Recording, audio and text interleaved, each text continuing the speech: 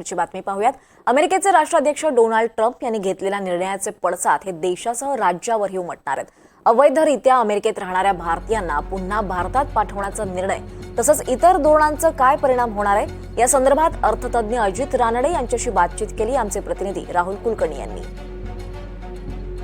नमस्कार, मी राहुल कुलकर्णी, एनडीटीव्हीमध्ये तुमचं स्वागत आहे। डोनाल्ड ट्रम्प अमेरिकेच्या राष्ट्राध्यक्षपदी दुसऱ्यांदा आल्यानंतर जगभरामध्ये जशी चर्चा सुरू आहे की डोनाल्ड ट्रम्पच्या ह्या आत्ताच्या टेरिफ वॉरचे कुठे कुठे आणि कसे परिणाम होतील, तर आत्ता एवढी दुसरी योग्य व्यक्तीच नाही आहे महाराष्ट्रात की जे ह्या सगळ्याचा परिणाम आपल्याला सांगतील। काय वाटतं तुम्हाला? धन्यवाद राहुल।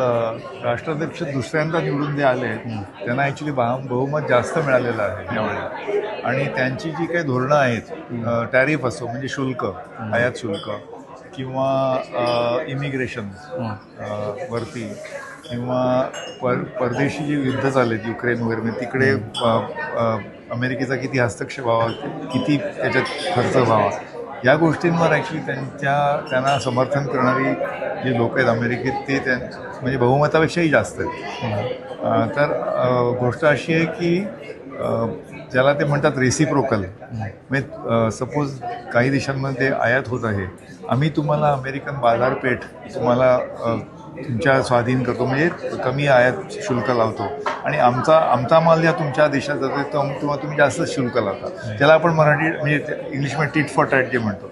तर त्यांचा असा प्रस्ताव आहे की अमेरिकन ज्या वस्तू आहेत, अमेरिकन वस्तू ज्या परकीय परदेशात त्या बाजारपेठेत जातात त्यांना जो शुल्क लागतो, उदाहरणार्थ मला माहिती आहे की हार्ली डेव्हिडसनची जी मोटरसायकल होती त्याला 150% आपण लावायचो आयात शुल्क, आणि जर आपली मोटरसायकल तिथे आता निर्यात होते की नाही माहिती नाही, पण त्यांचा शुल्क काहीतरी 5-10% असतो।